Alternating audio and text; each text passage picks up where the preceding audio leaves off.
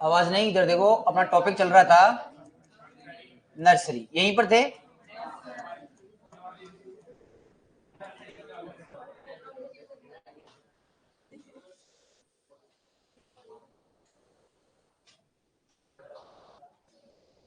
Nursery में मैंने कहा था एक तो महंगे बीज, कौन से बीज? महंगे, और एक महीन बीज। ठीक है, महंगे बीजों को अपन डायरेक्ट खेत में लगाएंगे तो वहां पर उगने में दिक्कत हो सकती है, तो दोबारा अगर खर्चा आएगा तो वो महंगा पड़ जाएगा। महीन बीज अपन आसानी से उनको दूर दूर खेत में लगा नहीं सकते, इसलिए उनकी पहले क्या तैयार करनी पड़ती है? नर्सरी। इसलिए महंगे और महीन बीजों को शुरुआती अवस्था में, कौन सी अवस्था में? शुरुआती अवस्था में। ध्यान रखना, जो शुरुआत के अंदर ही अपन को उनको क्या देनी है? अच्छी अच्छी जो जो उनको कंडीशन की आवश्यकता होती है कि मुझे पानी की मात्रा ज्यादा चाहिए तो पानी की मात्रा कम चाहिए तो पानी की कम मात्रा, वो सारी सुविधाएं देकर उसको एक पौधे में कन्वर्ट करना। उसके बाद में उस पौधे को उठाकर कहाँ स्थानांतरित कर देना अपन को? खेत में। कहाँ स्थानांतरित कर देना है? खेत में। ठीक है, वो कल्टीवेशन पढ़ेंगे अपन पुष्पों का, फलों का, सब्जियों का आगे। उससे पहले क्या तैयार करनी पड़ेगी अपन को? नर्सरी। ठीक है, और नर्सरी, ये तो होगी नर्सरी। एक होती है नर्सरी अवस्था, जो मैं आपको समझा चुका, नर्सरी अवस्था। देखिए, नर्सरी अवस्था में प्रत्येक जीव, कोई भी जीव हो, उसकी क्या आती है? नर्सरी अवस्था। कि जब तक वो बाह्य वातावरण से लड़ने की क्षमता उसमें नहीं होती है, तब तक वो कौन सी अवस्था कहलाती है? नर्सरी अवस्था। बाह्य वातावरण का मतलब हो गया धूप, ताप, है सारी चीजें, वर्षा ज्यादा हो रही है तो अगर छोटा पौधा होगा तो ज्यादा बरसात हो गई, पानी भर गया, तो वहीं पर क्या हो गई? उसकी मृत्यु हो गई। तो यानी कि वो बाह्य वातावरण से लड़ने की क्षमता पैदा उसमें नहीं हुई है। जब वो बाह्य वातावरण में लड़ने की क्षमता पैदा कर लेगा, यानी कि कौन सी अवस्था पार कर ली उसने? नर्सरी अवस्था। ठीक है, अपन बात कर रहे हैं पौधों के केस में। किसके केस में बात कर रहे हैं? पौधों के केस में। अपन मनुष्य, बैक्टीरिया, जीव, फंगस, उनके बारे में बात करने की आवश्यकता नहीं है। तो मैं परिभाषा में तो ये बात बोल दूंगा कि महीन बीज और महंगे बीजों को लगाकर शुरुआती अवस्था में जो जो चीज की आवश्यकता होगी वो पूर्ति करना ही क्या कहलाती है भाई? नर्सरी कहलाती है। फिर मैंने 3 क्यारियों के बारे में बताया था, समझा दिया था क्यारियों के बारे में। पहली क्यारी कौन सी थी? समतल क्यारी। कौन सी क्यारी थी? समतल। अगर दूसरी क्यारी की बात करें तो उठी हुई क्यारी, या फिर तीसरी क्यारी कौन सी होगी? गहरी क्यारी। तो आप अगर समझाया हुआ है तो आप बता सकते हो समतल क्यारी तो कोई सी भी ऋतु में अपना सकते हैं, लेकिन उठी हुई क्यारी वर्षा ऋतु में। Very good. कौन सी ऋतु में? और गहरी क्यारी शरद ऋतु में। कौन सी ऋतु में? शरद ऋतु। जिससे किसे बच सकते हैं अपन? पाले से बचा जा सकता है। ये 3 प्रकार की क्यारियां होती है। फिर आती है क्यारियों का आकार। क्यारियों का आकार, और आकार भी कैसा आकार? वैधानिक मान। कौन सा मान? वैधानिक मान। देखो, ये वैधानिक वर्ड बोला है मैंने, वैधानिक मान, या आप पूरी एग्रीकल्चर में 2 ही जगह पढ़ोगे वैधानिक मान। वैधानिक मान को इंग्लिश में बोलते हैं स्टैंडर्ड वैल्यू। क्या बोलते हैं भाई? Standard value. तो ये स्टैंडर्ड मान या स्टैंडर्ड जो आकार यानी साइज जो होती है, ये क्या होती है? अब आपको मैं छोटा सा एग्जांपल देता हूं, उसमें वैधानिक वर्ड समझ में आ जाएगा आपको कि आपने वैधानिक 2 ही जगह पढ़ा। एक तो पढ़ा है नर्सरी में। कहां पढ़े हो आप? नर्सरी में। कि क्या? नर्सरी की क्यारियों का वैधानिक मान। नर्सरी की क्यारियों का वैधानिक मान। एक आप पढ़ोगे एनिमल हस्बेंड्री में, डेयरी साइंस में। कहां पढ़ोगे? डेयरी साइंस में, कि गाय के वसा प्रतिशत का वैधानिक मान। अभी वैधानिक वर्ड क्यों लगा उसके आगे? वैधानिक वर्ड इसलिए लगा क्योंकि गवर्नमेंट के द्वारा ये वेरीफाई कर देगी कि गाय का दूध आपको लेना है तो उसमें वसा कम से कम 3.5% होनी चाहिए। कितनी प्रतिशत होनी चाहिए? 3.5। अगर ये वैधानिक मान नहीं होता तो आप 1 लीटर तो लेते दूध और 100 लीटर मिलाते उसमें पानी। गाय का दूध है, क्या है? गाय का दूध। लेकिन ऐसा करेंगे तो उसमें क्या घट जाएगा? वसा प्रतिशत घट जाएगा। यानी कि वैधानिक मान कितना आ रहा था? 3.5। बाद में नहीं आएगा, बाद में नहीं आएगा। इसलिए गवर्नमेंट के द्वारा ऑथराइज की हुई चीज को अपन क्या बोलेंगे? वैधानिक मान। तो यहां पर वैज्ञानिकों ने ये रिसर्च कर करके देख लिया कि जो क्यारी का आकार आप रखोगे उद्यान विज्ञान के केस में 3 गुणा 1 मीटर स्क्वायर, यानी कि 3 मीटर तो लंबी और 1 मीटर चौड़ी, तो मैं क्या बोल दूंगा? 3 × 1 मीटर स्क्वायर। या फिर उन्होंने एक सहूलियत दी है, छूट दी है कि अगर आपका एरिया सही है, आप अगर इसको बढ़ाना चाहते हो, क्यारियों का मान आकार बढ़ाना चाहते हो, तो कितना बढ़ा सकते हो? 3 से लेकर 5 मीटर तो कर सकते हो लंबी। कितने कर सकते हो? 3 से 5 मीटर तक तो कर सकते हो लंबी। गुणा अगर चौड़ी करना चाहते हो तो एक तो है ही है, एक तो है ही है, 1 से लेकर आप 1.5 मीटर तक क्या कर सकते हो? इसको चौड़ी कर सकते हो। बस यहां तक बढ़ा सकते हो, लेकिन ऑथेंटिक जो वैधानिक मान माना जाएगा वो कितना माना जाएगा? 3 × 1 मीटर स्क्वायर। तो वर्ड समझ में आ गया वैधानिक मान क्या होता है? दो ही जगह आपके काम आएगा, पूरी तीसरी जगह काम नहीं आएगा। तो पहले नर्सरी में लिखो, फटाफट लिखो, थोड़ा जल्दी लिखो। वह क्षेत्र, परिभाषा लिखी थी, तो लिखो नर्सरी की क्यारियों का प्रकार। नर्सरी में क्यारियों का प्रकार, नर्सरी में क्यारियों का प्रकार, हेडिंग लगाओ, नर्सरी में क्यारियों का प्रकार।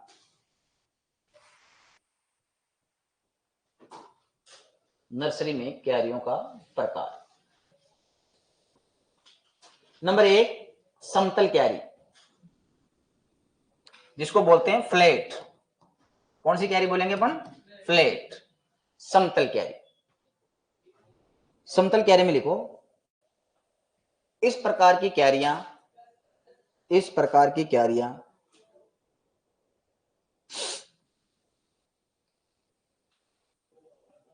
किसी भी ऋतु में अपनाई जा सकती है, किसी भी ऋतु में अपनाई जा सकती है।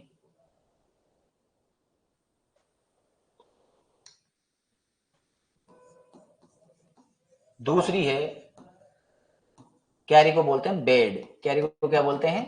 बेड। दूसरी है उठी हुई क्यारी, उठी क्यारी, उठी हुई, RAISED, राइज्ड बेड, RAISED, राइज्ड बेड, उठी हुई क्यारी। कितना सेंटीमीटर बताया था उठना? 15 सेंटीमीटर, वेरी गुड। देखो इस प्रकार की क्यारियां, इस प्रकार की क्यारियां, इस प्रकार की क्यारियां वर्षा ऋतु में अपनाते हैं, इस प्रकार की क्यारियां वर्षा ऋतु में अपनाते हैं, वर्षा ऋतु में अपनाते हैं। जो 15 सेंटीमीटर उठी हुई होती है, जो 15 सेंटीमीटर उठी हुई होती है।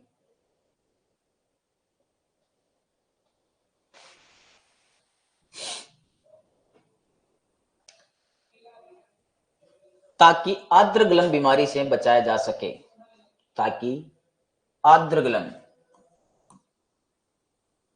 आर्द्रगलन बीमारी से बचाया जा सके, आर्द्रगलन बीमारी से बचाया जा सके, आर्द्रगलन बीमारी से बचाया जा सके। आर्द्रगलन को इंग्लिश में क्या बोलते हैं? Damping off. क्या बोलेंगे? Damping off. देखो आर्द्रगलन बीमारी किसकी वजह से होती है? कवक की वजह से। किसकी वजह से होती है? कवक। और ये कवक कब काम करता है? जब नमी अधिक होती है, नमी अधिक होती है। नमी अधिक से बचने के लिए अपन कौन सी क्यारियां बनाई? उठी हुई, ताकि पानी कहां निकल जाए? बाहर निकल जाए। पानी बाहर निकल जाएगा तो कौन सा रोग से बच सकते हैं अपन? आर्द्रगलन। और इसका जो कारक पूछें कि आर्द्रगलन कारक कौन है? Pythium, very good, Pythium species, Pythium species. अलग अलग जगह पर ही अलग अलग स्पीसीज लगती है, लेकिन कॉमन आपको याद रखना कौन सी स्पीसीज है? PTM species. ये लिखा दूंगा मैं आगे। नेक्स्ट नंबर 3 लिखो, गहरी क्यारी, डीप बेड।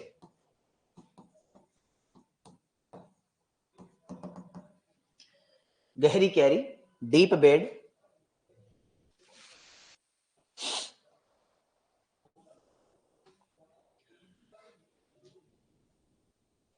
इस प्रकार की क्यारियां,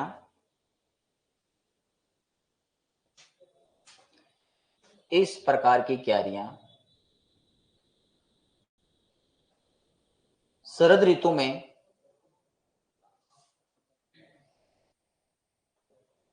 बनाई जाती है, शरद ऋतु में बनाई जाती है।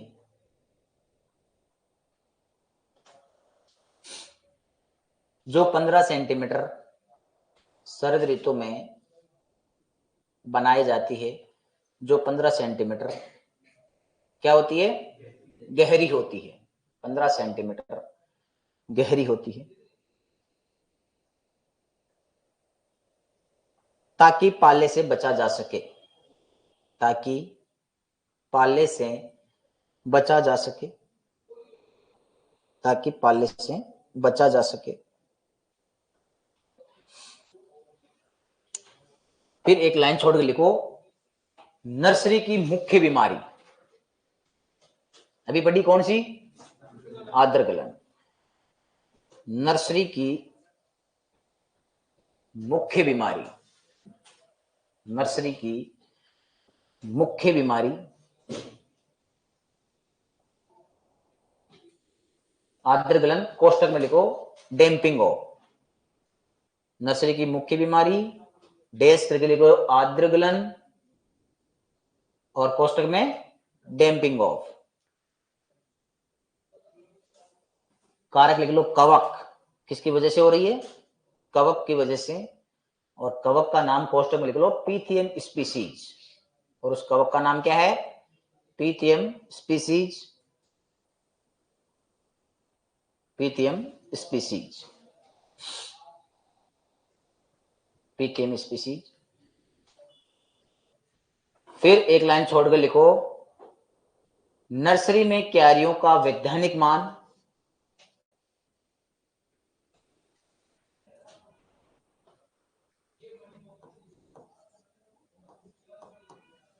नर्सरी में क्यारियों का वैज्ञानिक मान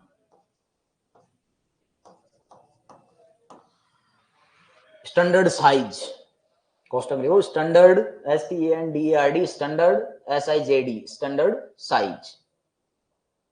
कितना लिखोगे? 3 इंटू 1 मीटर स्क्वायर, या फिर 3 से 5 गुणा 1 से 1.5 मीटर स्क्वायर। वैज्ञानिक वर्ड समझ में आ गया?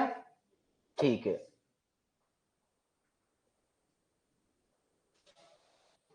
फिर एक लाइन छोड़ के लिखो, पौधशाला की मृदा को, एक लाइन छोड़ के लिखना, पौधशाला की मृदा को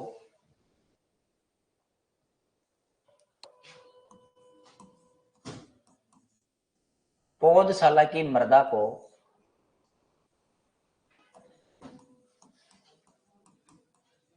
निर्जमीकृत स्टेरलाइज, पौधशाला की मृदा को निर्जमीकृत स्टेरलाइज,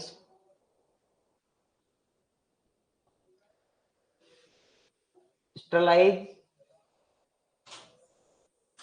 एनिमल हस्बेंड्री में स्टेरलाइज कहां पर यूज किया था आपने? स्टेरलाइज। नसबंदीकरण को इंग्लिश में क्या कहते हैं? ये वो तो कास्टर्ड, वो बंध्याकरण को कहते हैं। कास्टर्ड बुल किसको कहते हैं? बंध्याकरण को। और स्टेरलाइज्ड बुल कहते हैं नसबंदीकृत को। यहां स्टेरलाइजेशन का मतलब निर्जमीकृत, यहां पर क्या है? निर्जमी। दोनों की स्पेलिंग सेम है, दोनों की स्पेलिंग क्या है? सेम है। नसबंदीकृत बोल दो या फिर क्या बोलते हैं अपन? निर्जमीकृत। वहां स्टेरलाइज बोलेंगे, यहाँ पर भी स्टेरलाइज बोलेंगे। निर्जमीकृत में क्या करेंगे? मृदा में देखो, इधर आप कॉमन ध्यान रखना, इधर अगर मान लो ये तो नर्सरी का एरिया है, ये तो किसका एरिया है? नर्सरी का। अब नर्सरी का एरिया बड़ा हो सकता है, छोटा? छोटा। एक मान लो मैं यहाँ एरिया ले रहा हूं जिसमें मुझे मूंगफली, गेहूं, बाजरा, जो खाद्यान्न फसल उगानी है। कौन सी उगानी है? खाद्यान्न। तो उसका एरिया क्या होगा? बड़ा। अब मेरे को आप बताना कि मैं निर्जमीकृत या स्टेरलाइज कौन से एरिया को कर सकता हूं। निर्जमीकृत समझ में आते हैं, आप बता दोगे कि सर इसको कर सकते हैं या उसको कर सकते हैं। निर्जमीकृत में क्या करेंगे? एक दवा आती है फॉर्मेलिन के नाम से। कौन सी नाम क्या आती है? फॉर्मेलिन। ठीक है। ये जो दवा आती है, ये क्या करती है? मृदा में पाए जाने वाले जितने भी सूक्ष्म जीव हैं, ठीक है, उन सभी को क्या कर देती है? खात्मा कर देती है। अब सूक्ष्म जीव ही नहीं होंगे, चाहे लाभदायक हो चाहे हानिकारक हो, मैं बार बार बोल रहा हूं, चाहे लाभदायक हो चाहे हानिकारक हो, ये डालते ही खत्म हो जाएंगे। अब लाभदायक जीव या सूक्ष्म जीव खत्म हो गए तो बताओ, जो आपने कार्बनिक पदार्थ डाला है, यानी कि कार्बनिक पदार्थ की बात करें, खाद क्या डाली आपने? खाद डाले हैं, या सड़े गले कोई भी आपके अवशेष बचे हैं, पादपों के अवशेष बचे हुए हैं, तो ये सूक्ष्म जीव नहीं है, तो उनका डिकम्पोजिशन कौन करेगा? उनका अपघटन कौन करेगा? यानी अपघटन नहीं होगा। लेकिन आपका मकसद था कि यहाँ पर हानिकारक हानिकारक मरे, लेकिन ऐसी कोई दवाई नहीं है कि एक साथ सारे सारे हानिकारक ही मर जाए, ऐसी कोई दवा नहीं है। इसलिए हानिकारक के साथ में किसको भी मार देते हैं? लाभदायक को, लाभदायक को भी और हानिकारक को। वो कौन सी दवा है? फॉर्मेलिन। वो कौन सी दवा है? फॉर्मेलिन। अब मुझे वापस ये सूक्ष्म जीव पैदा करने हैं, वो वापस सूक्ष्म जीव डालूंगा, नई गोबर की खाद डालूंगा, कार्बनिक पदार्थ और ऐड करूंगा, वर्मी कंपोस्ट डालूंगा, क्या डालूंगा, वर्मी कंपोस्ट डालूंगा। ये सारी की सारी वापस डालकर जितनी मृदा में मैंने खात्मा किया था उतनी में वापस पैदा करना है। वापस क्या करना है, पैदा करना है। तो पैदा करेंगे तो वापस डालेंगे तो पैसे लगेंगे, क्या लगेंगे, पैसे लगेंगे। तो आप बताओ मैं अब निर्जमीकृत नर्सरी को करूंगा या मैं जो मूंगफली उगाऊंगा उसको करूंगा? क्यों मूंगफली वाले को क्यों नहीं कर सकता? क्योंकि वहां पर क्या लगेगा, पैसा लगेगा, उतने में तो बर्बाद हो उगाए जाएंगे, अपन उगाने की जरूरत ही नहीं पड़ेगी वहां पर, तो पहले से चीजें हैं। तो यहाँ पर छोटे एरिया में अपन क्या कर सकते हैं, मृदा को निर्जमीकृत, क्या कर सकते हैं, निर्जमीकृत। तो निर्जमीकृत करने के लिए ध्यान रखना कौन सा वर्ड आ सकता है, एक तो स्टरलाइज, क्या रखा है अपना याद, स्टरलाइज। दूसरा कौन सी दवा काम आती है, फॉर्मेलिन।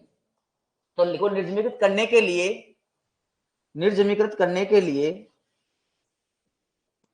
1% फॉर्मेलिन, अंडरलाइन कर लेना 1%, अंडरलाइन कर लेना 1%, 1% फॉर्मेलिन का घोल, 1% फॉर्मेलिन का घोल 4.5 से 5 लीटर, 4.5 से कितना लीटर, 5 लीटर प्रति मीटर स्क्वायर। अब देख लो 1 मीटर लंबा और 1 मीटर चौड़ा, उतने में ही 5 लीटर चला गया। अब मूंगफली वाले में तो बहुत ज्यादा चला जाएगा। 4.5 से 5 लीटर प्रति मीटर स्क्वायर की दर से डाले, की दर से डाले, की दर से डाले।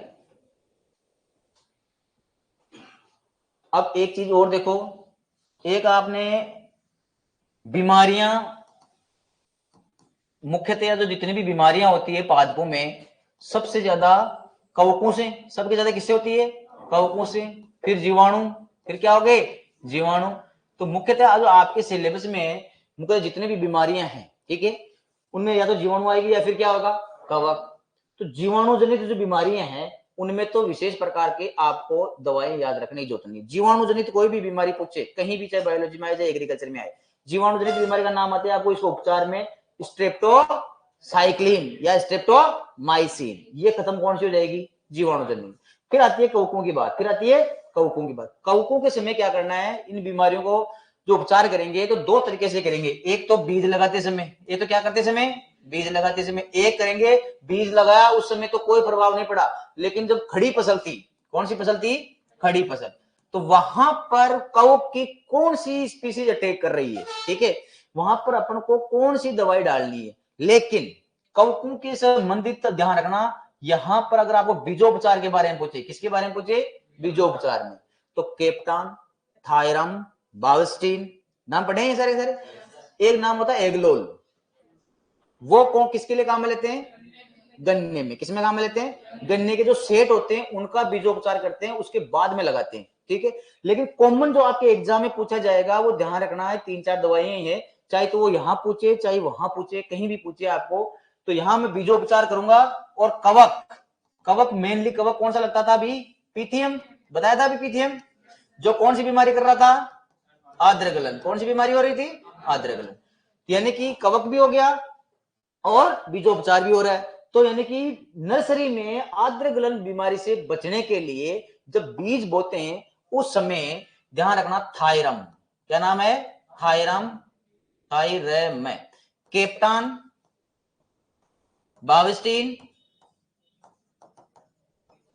केप्टान, थायरम और बाविस्टीन, इन मुख्यतः इन 3 दवाओं का आप याद रखें कि जब भी आद्रगलन बीमारी से बचना है, और कौन से समय, खड़ी फसल में नहीं, कब, जब बीज बोते हैं उसी समय। तो यानी बोल सकता हूं बीज बोते समय उसको बोल सकता हूं बीजोपचार, क्या बोल सकते हैं अपन, बीजोपचार। तो नर्सरी में बीजोपचार के लिए थायरम, केप्टान और बाविस्टीन नामक कवकनाशी, ये किसको मारते हैं, कवक को, इसलिए अपन को क्या बोल देंगे, इसको कवकनाशी काम में लेते हैं। तो नेक्स्ट एरो करके ये लिख लो, नर्सरी में एरो करके लिखना, नर्सरी में बीजों की बुआई से पहले, नर्सरी में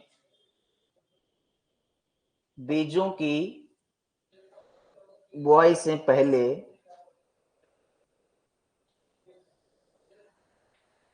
बीजोपचार के लिए, बुआई से पहले बीजोपचार के लिए, बीजोपचार के लिए थायरम, बीजोपचार के लिए थायरम,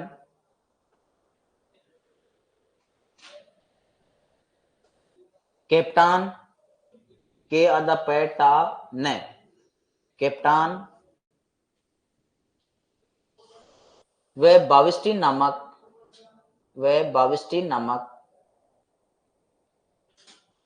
कवकनाशी का, बाविस्टीन नामक कवकनाशी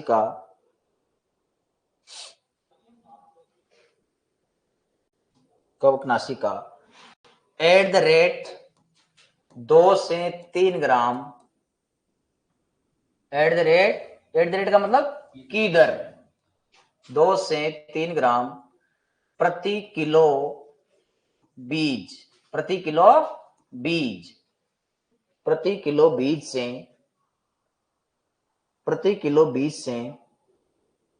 उपचारित करें,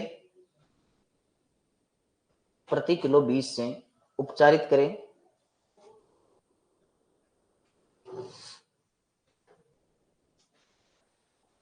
अब इधर देखो कितना ग्राम लिखा है मैंने, 2 से 3 ग्राम। अगर वहां पर आपसे पूछा जाता है, ये बहुत इंपॉर्टेंट क्वेश्चन है, सुनना इधर, ऑप्शन में आपको देते थे 1 ग्राम, 2 ग्राम, 3 ग्राम और 4 ग्राम की कवकनाशी जब बीजोपचार करते हैं उस समय कितना ग्राम काम में लेते हैं। तो कितना, 2 से 3 ग्राम आ गया। तो यहाँ पर 1 भी है, 2 भी है, 3 भी है और 4 भी है। तो अपन कहां पर जाएंगे, 2 पर या 3 पर? भाई 1 और 4 तो होगा नहीं, 1 और 4 तो होगा नहीं, तो 2 होगा या 3 होगा? 3, 2, अरे 2 ही तो बच्चे, मारो तुक्के, इधर वाले 1 2 बता दो, इधर वाले 3 बता दो, बात खत्म। किसी ना किसी का तो सही होगा।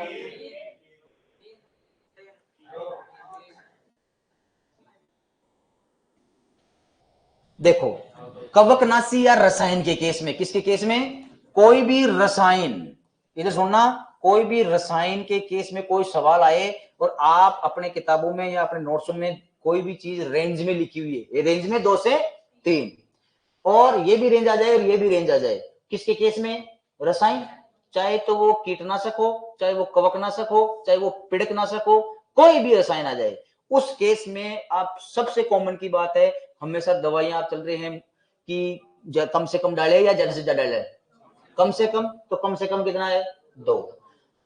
एक केस तो हो गया अपना रसायन, दूसरा केस होता है बीज दर के केस में, किसके केस में, बीज दर के। मान लो मैंने बता दिया 80 से 100 किलो बीज गेहूं की काम में लेते हैं, सामान्यतः कितनी, 80 से 100, ये भी रेंज में ही है, ये भी किसमें, रेंज में। ऑप्शन अगर आते हैं 80, 90, 100, 110, तो यहां पर क्या आएगा, बीज दर के केस में। दूसरा केस कौन सा आ गया, बीज दर, उसके केस में ज्यादा से ज्यादा, उसके केस में कैसे, ज्यादा, और रसायन के केस में कम से कम।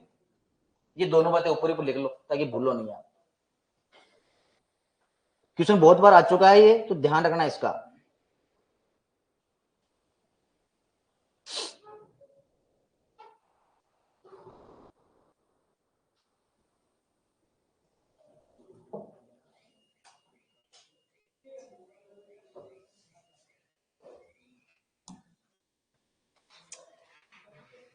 यहां तक किसी प्रकार का कोई कंफ्यूजन? अब आगे अगर बात करें तो हेडिंग लगाओ, सब्जियों के लिए, हेडिंग लगाओ, सब्जियों के लिए नर्सरी का क्षेत्रफल, नर्सरी का क्षेत्रफल। हर वर्ड को समझते हुए पढ़ना है ताकि पढ़ने में, समझने में कोई दिक्कत नहीं आए।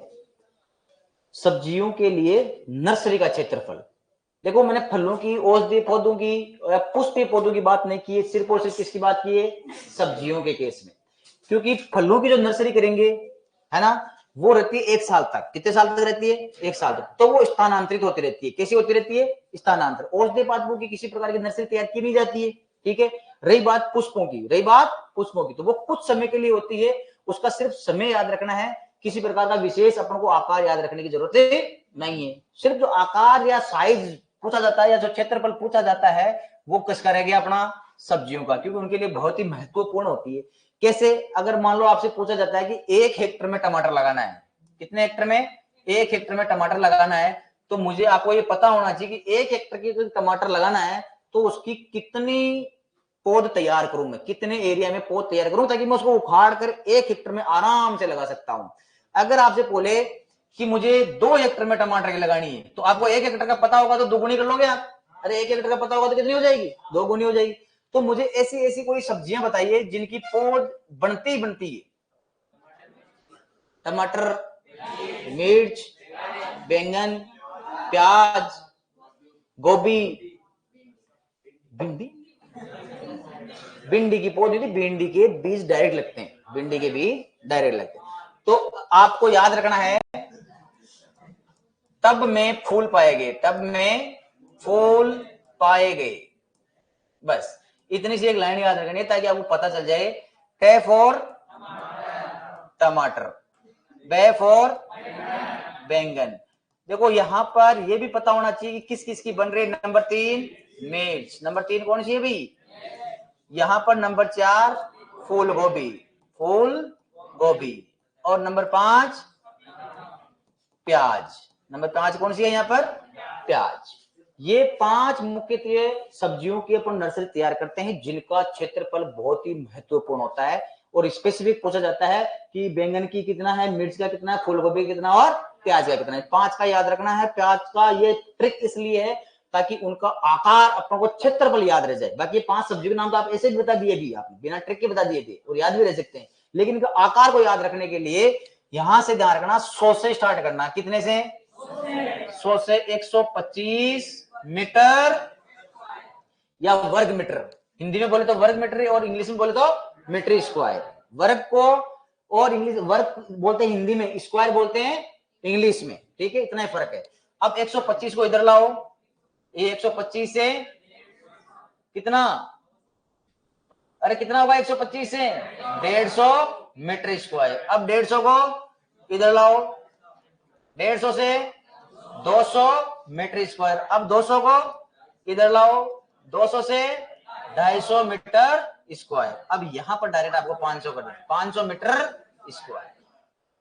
बस यही आपको 5 सब्जियों के बारे में ध्यान रखना है और इनका क्षेत्रफल इसी ट्रिक के साथ ही सेट रखना, वरना अगर ट्रिक ऊपर नीचे हो गई तो क्षेत्रफल भी क्या हो जाएगा, चेंज हो जाएगा। तो यह लाइन याद रखनी है कौन सी,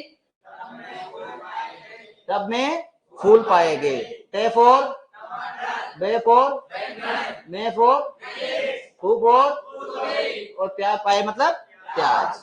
100 से 125 से 125 से 150 से 200 से और डायरेक्ट 500 लिख लो।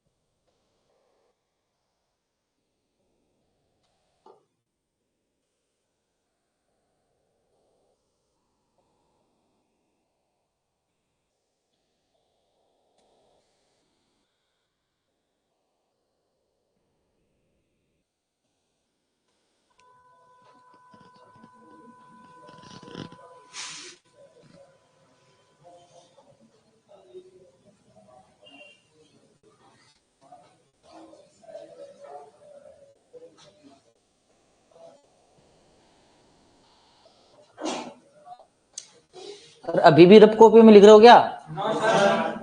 कहीं नो, तू ही नो कर रहा, सबसे ऊपर तू चिल्ला रहा है नो सर, तू ही लिख रहा है।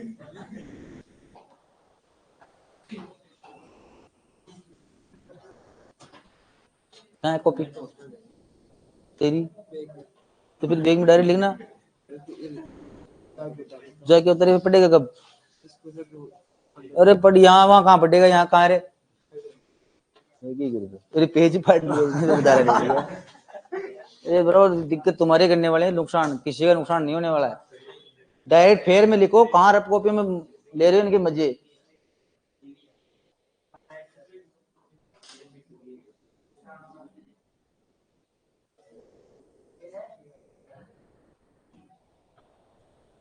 फेयर में लिखो भाई, देखो आप रफ कॉपी में लिखोगे, फिर जाके घर जाके आप लिखोगे फेयर में, तो फिर आप सोचोगे पढ़ लिया।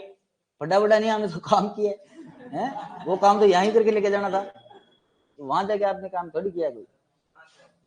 चलो ये तो हो गया अपना क्षेत्रफल। इनके अलावा किसी भी छठी कोई सब्जी है, कोई भी आपकी कोई फल है, किसी का क्षेत्रफल याद रखने की जरूरत नहीं है। तो अब आप देखो, अगर अपन नर्सरी में कोई भी बीज लगा रहे हैं, किसमें, नर्सरी में, तो मैंने आपको एक उदाहरण दिया था बबूल का, कि ये बबूल का जो बीज होता है वो हार्ड होता है। कैसा होता है, हार्ड होता है। अब वो हार्ड होता है, सख्त होता है, इसलिए उसका जो आवरण होता है वो कैसा होता है भाई, कठोर। और मैंने कहा था जब भी कोई भी बीज जमीन में जाता है तो वो उगता है किस पे डिपेंड करेगा, भूण पे। और भूण काम करना स्टार्ट कब करेगा, जल और वायु, जल और वायु।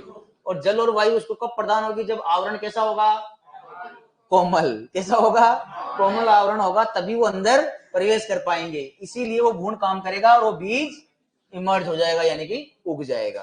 ठीक है, तो यहां नर्सरी में इस प्रकार के अपन वो बातें करेंगे। अगर किसी सब्जी का, अगर किसी फूल का, अगर किसी औषधीय पादप का या किसी फल का अगर हार्ड कवर होगा तो उसका अपन पहले क्या करेंगे, उपचार करेंगे। ठीक है, तो सब्जियों के नजर केस में कोई भी ऐसा कोई बीज नहीं है जिसका उपचार करना कोई उचित जरूरी। आप डायरेक्ट लगा दो, उसे कोई पहले उपचार करने की आवश्यकता नहीं होती, क्योंकि उनके अंदर किसी प्रकार की सुसुप्त अवस्था नहीं पाई जाती, क्योंकि आवरण कठोर नहीं होता है। न फूलों में याद करना, न औषधीय पादपों में। आपके केस में दो ही बात का ध्यान रखना है, एक तो होता है बेर का, एक तो किसका बीज, बेर का, और एक अमरूद का, एक अमरूद का। बस इन दो के अलावा आपको किसी का भी ध्यान नहीं रखना है कि उनको पहले कैसे उपचारित करें। तो नंबर 1 लगाकर, हेडिंग नहीं लगाई क्या अभी आपने, तो हेडिंग लगाओ, नर्सरी में, नर्सरी में फल वृक्षों के बीजों का, नर्सरी में फल वृक्षों के बीजों का, नर्सरी में फल वृक्षों के बीजों का, नर्सरी में फल वृक्षों के बीजों का सामान्य उपचार, सामान्य उपचार।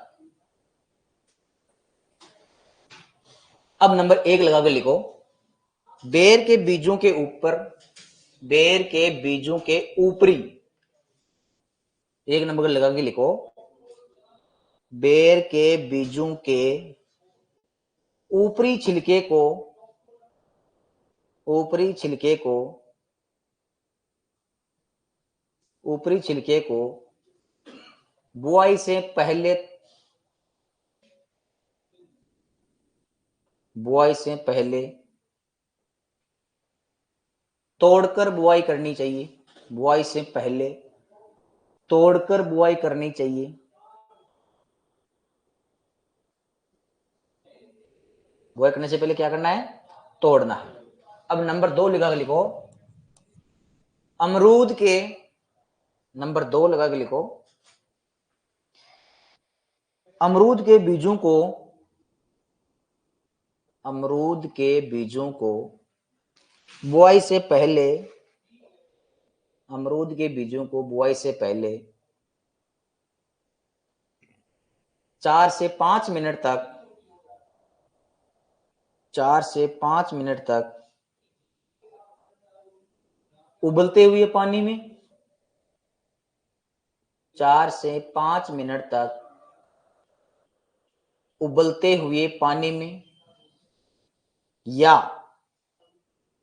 4 से 5 मिनट तो कहां सर, उबलते हुए पानी में, या हल्के सांद्र सल्फ्यूरिक अम्ल, H2SO4 बोल सकता हूं, हल्के सांद्र या हल्के सांद्र सल्फ्यूरिक अम्ल या H2SO4 में डालकर, हल्के सांद्र H2SO4 या सल्फ्यूरिक अम्ल में डालकर उपचारित करें, में डालकर उपचारित करें।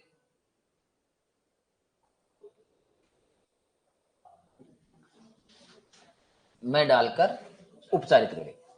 यहां पर अपन ने नर्सरी में जो पौधा लगाया है, अब वो तैयार हो गया है, अब उसका करेंगे प्रतिरोपण या फिर बोल सकते हैं स्थानांतरण। क्या बोलेंगे? तो हेडिंग लगाओ, नर्सरी में पौध का स्थानांतरण।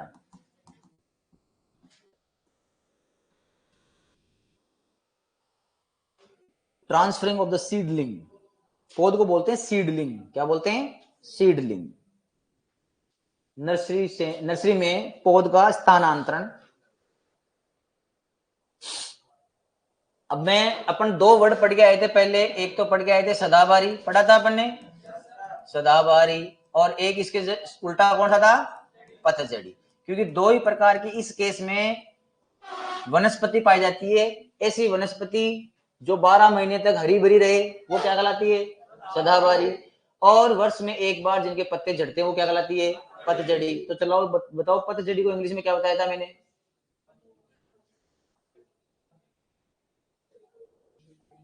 मैंने कहा ना ये वर्ड याद रखना है, एक स्पेलिंग याद रखनी थी। जेठ वाले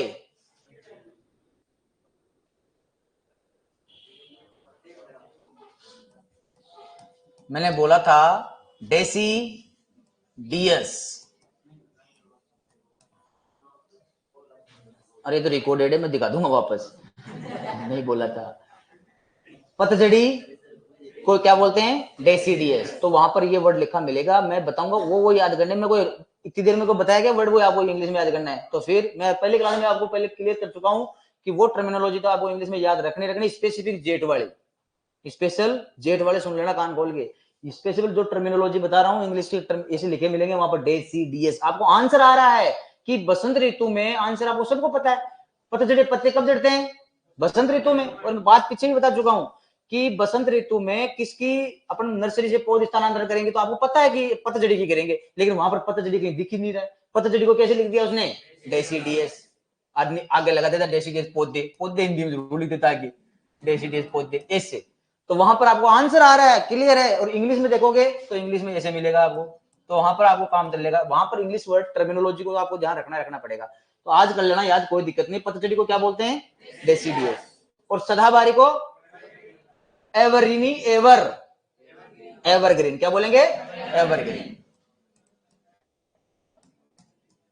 एवरग्रीन। और ये हो गया डेसीडियस। तो अपन ने पहले इनके बारे में बात की थी कलम के केस में। किसके केस में बात की थी? कलम की। सदाबहारी की कलम कब लगाते हैं और पतझड़ी की कलम कब लगाते हैं? आज बात कर रहे हैं नर्सरी से पौधा उठा रहे हैं, अगर सदाबहारी पौधा है तो उसकी पौध स्थानांतरण कब करनी है, और अगर पतझड़ी पौधा है तो उसकी पौध का स्थानांतरण कब करना है। नाम से पता याद रखना था। आप कलम कब लगाते हैं सदाबहारी की? जुलाई अगस्त में नहीं, जून जुलाई में। जून जुलाई यानी कि वर्षा ऋतु। कौन सी ऋतु? वर्षा ऋतु। सदाबहार वर्षा ऋतु। और पत्ते कब झड़ते हैं? फरवरी मार्च यानी बसंत ऋतु। ये तो हो गई कलम की बात। ये तो किसकी बात हुई थी? कलम की। अब जब भी पौध स्थानांतरण की बात पूछे तो सेम टू सेम सदाबहारी की भी कब? वर्षा ऋतु। और पतझड़ी की कब? बसंत ऋतु। तो पहले एक नंबर लगा के लिखो सदाबहारी, एवरग्रीन। नंबर 2 लगा के लिखो पतझड़ी, डेसीडियस। डेसीडियस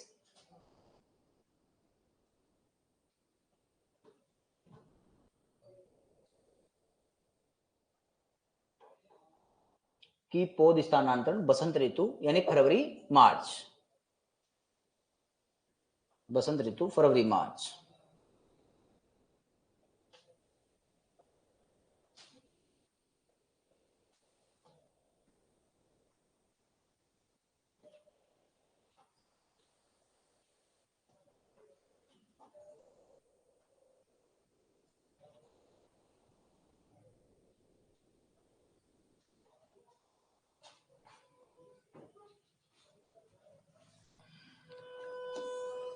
अब देखो ये तो आपने देख लिया कॉमन कि भाई सदाबहारी की तो कब करनी चाहिए और पतझड़ी की कब करनी चाहिए।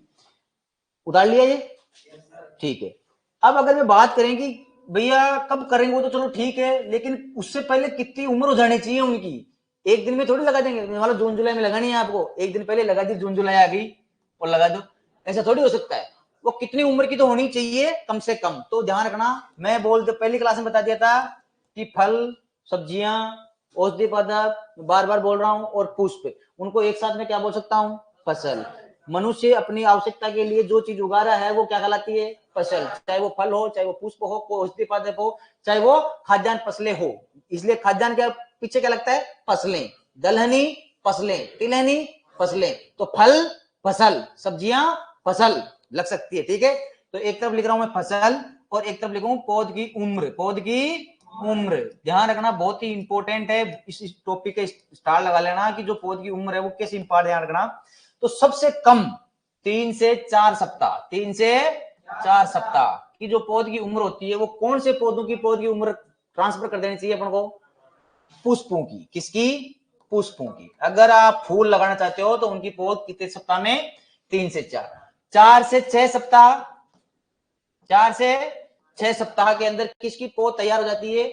सब्जियों की। Very good. किसकी तैयार हो जाती है? सब्जियों की। अगर सब्जियों के केस में अपवाद की बात करें, सब्जियों में कौन अपवाद है? वेरी गुड, कौन है? प्याज। कितनी है? 6 से 8। वेरी गुड, 6 से 8 सप्ताह, 6 से 8 सप्ताह। अब सब्जियों में एक ही पौधा है, वो कौन है? प्याज। अब इसके अलावा औषधीय पादपों की नर्सरी मैंने तैयार की नहीं थी। ठीक है, अब बच गया कौन? उद्यान विज्ञान में कौन बच गए? फल। Very good. कौन से वृक्ष बच गए? फल। वृक्षों की कितने साल में? 1 साल में। लगभग 12 से 15 महीने। ये सब लगभग है, ये सब क्या है? लगभग। देखो ऊपर देखो, 3 से 4, 4 से 6, 6 से 8, लगभग यार सारी सारी। ठीक है, यानी कि फल वृक्ष जो तैयार हो जाते हैं नर्सरी में कितने साल बाद में? 1 साल में। लेकिन अपवाद पपीता। Very good. इस पपीता की 2 ही माह में, पूरे के पूरे 2 माह में। बस इसको स्टार लगाकर इंपोर्टेंट करके लिख लो भाई।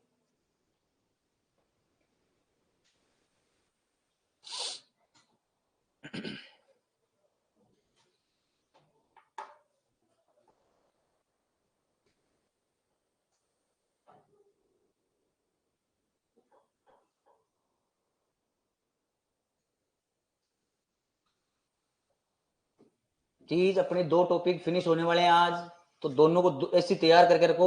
मैंने बोल रहा हूँ 1-1.5 पेज पढ़ा रहा हूँ, उसको आराम से उसी दिन तैयार कर लो। और स्पेशल जेट वाले सुन ले भाई, सुपरवाइजरों तो पढ़े भी हैं ये, क्योंकि टाइम भी आ गया इनका, तो रिवीजन का टाइम है इनका, तो ये तो कवर भी कर लेंगे।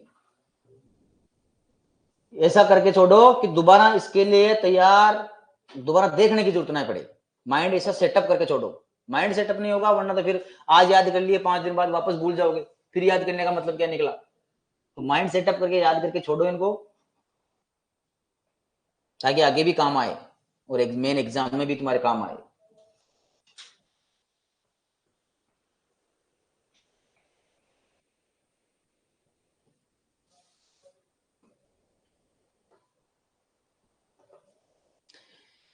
एक कलम लगाते समय मैं प्रवर्धन में एक लाइन बोली थी आपको कि अगर पौध तैयार है या पौधे की उम्र ज्ञात करनी है, पौधे की क्या ज्ञात करनी है अपन को? उम्र। तो पौधे की उम्र जो समझ रहे हैं वो बता सकते हैं कि आराम से मैं 2 ऑप्शन दे रहा हूं। एक तो मूलवृंत, बता दिया था मैंने मूलवृंत किसको कहते हैं। बताओ मूलवृंत को इंग्लिश में क्या कहते हैं? Root stock. क्या बोलते हैं?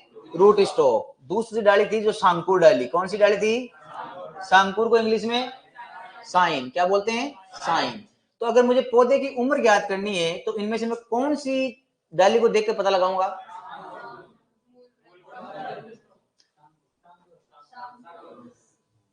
दो ऑप्शन तो देते ही तुम आधे एक बोल देते हो, आधे एक बोल देते हो हैं।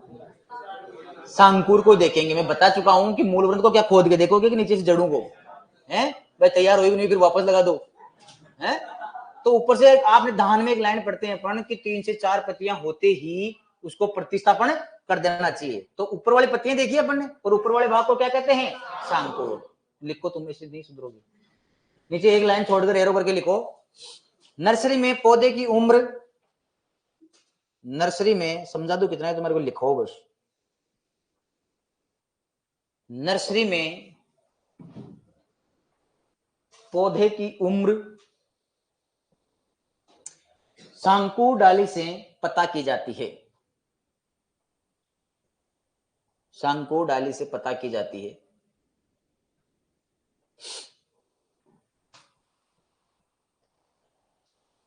फिर एक लाइन छोड़कर लिखना,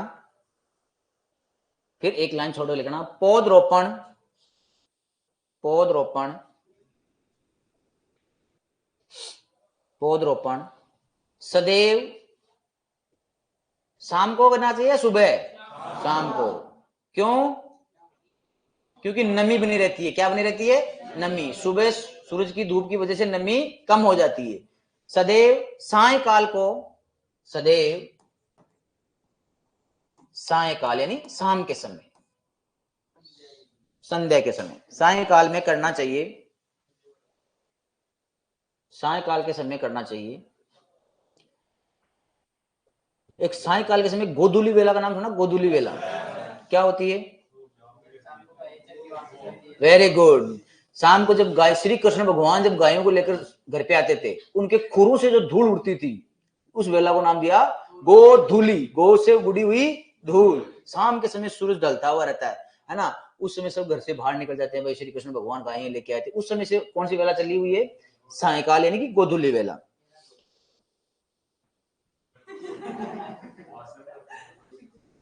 फिर एक लाइन छोड़कर लिखो, लिखो नर्सरी, एक लाइन छोड़ के लिखना, नर्सरी में, नर्सरी में पर्णपाती या पतझड़ी,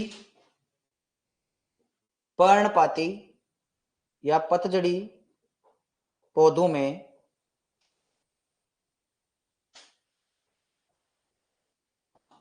कटाई छटाई, भाई एक साल के होंगे ना पौधे, तो काट छांट भी करनी जरूरी होगी। तो कटाई छटाई यानी कि सूखे हुए पत्ते उनको नीचे गिरा देना है, टहनियां सूखी हुई है उनको नीचे गिरा देना है, वो ये क्या है? कटाई छटाई। तो पर्णपाती या पतझड़ी की आ गई। चाहे तो पौधरोपण पूछे, चाहे तो कलम कब लगानी है, और चाहे काट छांट पूछे, सीधा कौन सा देना है? बसंत ऋतु। तो लिख लो बसंत ऋतु में करते हैं। एक आंसर तीनों का, बसंत ऋतु में करते हैं।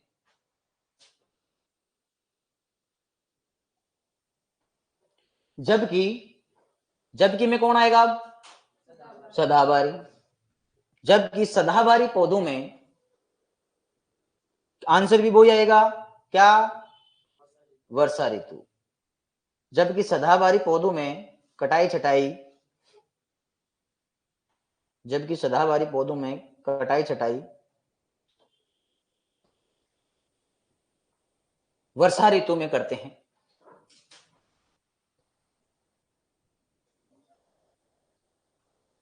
वर्षा ऋतु में करते हैं। तो ये अपना जो पोर्शन है वो टॉपिक नंबर 2। कौन सा टॉपिक हुआ खत्म आज? नर्सरी। अब जो तीसरा टॉपिक चलता है वो चलता है उद्यान का रेखांकन। उद्यान का, ये बहुत इंपॉर्टेंट है भाई। इसमें से एक या दो सवाल कन्फर्म, चाहे सुपरवाइजर हो और चाहे जेट हो। उद्यान का रेखांकन, और है कुछ ही नहीं इसके अंदर, सिंपल सी बात है। रेखांकन को बोलते हैं लेआउट। क्या बोलेंगे भाई? Layout of orchard. Layout of orchard यानी कि इसको समझना 2-4 मिनट तक आपको। अगर एक 5-6 लाइन में शुरू में बोल रहा हूं वो समझ में आ गई तो फिर उसमें है भी कुछ ही नहीं, सिंपल सी बातें हैं और कुछ ही नहीं है। उद्यान का रेखांकन, देखो पहले इन वर्डों को समझो। रेखांकन, रेखा, पहले कौन सा है? रेखा। ऐसे रेखाएं खींचनी है जिससे कोई अंकन हो जाए, जिससे क्या हो जाए? अंकन हो जाए, यानी कोई चित्र बन जाए, वो क्या कहलाता है? रेखांकन। देखो यहां पर पौधा लगा दिया मैंने, यहां पौधा लगा दिया मैंने, यहां लगा दिया, यहां लगा दिया, मैं यहां से यहां लाइन खींचूं, यहां से यहां, यहां, यहां, इस तरह से, इसी को क्या बोलेंगे? रेखांकन। और उद्यानिक फसलें जिनका स्थान निश्चित होता है, बोला पहले क्लास में मैंने, जिनका स्थान निश्चित होता है, उनकी द्वारा जो फसल लगाएंगे वो क्या कहलाएगी? उद्यान। क्या कहलाएगी? उद्यान। यानी कि कौन सी फसलों का रेखांकन कर रहे हैं अपन? उद्यानिक फसलें। और उद्यानिक फसलों में मुख्यतः 4 पुष्प, फल, सब्जियां और औषधीय पादप। हर बात पे चारों वर्ड बोलते हो लेकिन तुम तो नींद में ही हो। उद्यान का नाम आते ही 4 आने से फल, सब्जियां, पुष्प और औषधीय पादप, उन्हीं का अपन क्या करने वाले हैं? औरचार लगाने वाले हैं। लेकिन मुख्यतः जो औरचार लगाएंगे अपन वो किसका लगाने वाले हैं? फलों का। किसका लगाने वाले हैं? फलों का। अब देखिए ये तो हो गया, मैंने अभी तक समझाया उद्यान का रेखांकन। लेकिन जब भी अपन पौधा लगाएंगे, मान लीजिए ये खेत है, इसके चारों तरफ जो बाड़ जिसको बोलते हैं अपन, क्या बोलते हैं? बाड़। ठीक है, ये जो बाड़ करते हैं उस बाड़ से, या मैं बोलूं तो तारबंदी, क्या बोल सकता हूं? तारबंदी। तारबंदी इंग्लिश में बोलते हैं फेंसिंग। क्या बोलेंगे भाई? फेंसिंग। कि जो फेंसिंग लगाते हैं या जो तारबंदी करते हैं या बाड़ लगाते हैं उससे और पहले पौधे के बीच में, अब ऐसे तो है नहीं भाई इस बाड़ के इस तार के यहीं चिपका दो पहला पौधा पास में, ताकि ये बढ़े तो बाहर आधा चला जाए पूरा का पूरा ही बाहर, और बाहर से गाय या कोई चोर चक्के है वो चारों तरफ से सुना कर देंगे इसको, चारों तरफ से होंगे कि नहीं होंगे। अगर मान लो कोई हाथ नहीं आ रहा है तो तार पे पैर डालेगा और फिर उसको जाले को तोड़ेगा, है कभी दरवाजा खुल जाएगा इधर से, होगा कि नहीं होगा। तो इससे इसको बचा के रखने के लिए अपन को इस तारबंदी से यानी फेंसिंग से कितनी दूरी कम से कम पौधों की रखनी चाहिए, हाँ बस वेरी गुड, 5 से 6 मीटर तक अपन को डिस्टेंस रखनी है, 5 से 6 मीटर। किस किस के बीच की दूरी हुई है, ये फेंसिंग बाड़ या तारबंदी से पहले पौधे की, जिसको बोलते हैं आधार रेखा, जिसको क्या बोलते हैं भाई आधार रेखा। आधार यानी कि बेस, जो शुरुआत में जो चीज की जाती है उसको अपन क्या बोलते हैं आधार, यानी कि आधार मजबूत होना चाहिए, नींव जिसको क्या बोलते हैं अपन नींव। तो इसकी आधार जो लाइन खींची जाएगी यहां से ये पौधा यहाँ सारे के सारे यहाँ लगने चाहिए, पहले सारे के सारे इधर लगने चाहिए, इसको बोलते हैं आधार रेखा। क्या बोलते हैं इसको अपन आधार रेखा। तो तारबंदी से या फेंसिंग के आधार रेखा के बीच की दूरी होनी चाहिए कितनी सी, 5 से 6 मीटर, 5 से 6 मीटर। तो आज तो इतना लिखो, आप कल बताएंगे। उद्यान का रेखांकन हेडिंग लगाओ, नेक्स्ट पेज में हेडिंग लगाओ जेट वाले, उद्यान का रेखांकन। इस जेट वालों को इसमें नहीं लगाना, जेट वालों को नए पेज में हेडिंग लगानी है, इनका अलग से फिर ट्रीटमेंट करना पड़ेगा, तुम रुको, ऐसे नहीं सुधरोगे तुम। उद्यान का रेखांकन, नेक्स्ट पेज में हेडिंग लगाओ और एक लाइन लिखो, रेखांकन में सर्वप्रथम, ये इंग्लिश में भी लिखा नहीं लिखा, लेआउट ऑफ ऑर्चार्ड लिख लो। तो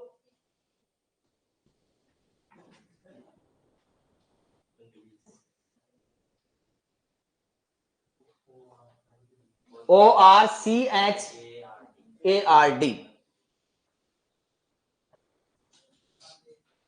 हिंदी में लिख ले, कोई जरूरी थोड़ी ऑर्चार्ड में बोल रहा हूं उसको हिंदी में लिख ले तुम। लिखो पहले लाइन लिखो, रेखांकन में सर्वप्रथम, रेखांकन में सर्वप्रथम, रेखांकन में सर्वप्रथम आधार रेखा खींची जाती है, आधार रेखा खींची जाती है, आधार रेखा खींची जाती है जो बाड़ तारबंदी या फेंसिंग, बाड़ ओब्लिक तारबंदी कोष्टक में फेंसिंग, बाड़ तारबंदी फेंसिंग से 5 से 6 मीटर की दूरी पर, 5 से 6 मीटर की दूरी पर खींची जाती है। 5 से 6 मीटर को अंडरलाइन कर लो, 5 से 6 मीटर की दूरी पर खींची जाती है। पहले लाइन समझ में आ गई। अब हेडिंग लगाओ, रेखांकन की विधियां, रेखांकन की विधियां जिनके बारे में बात करेंगे नेक्स्ट क्लास में। Okay and for today